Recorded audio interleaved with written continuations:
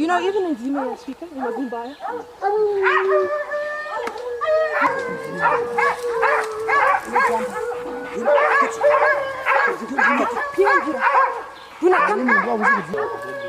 Zaida ni Zima, you couldn't.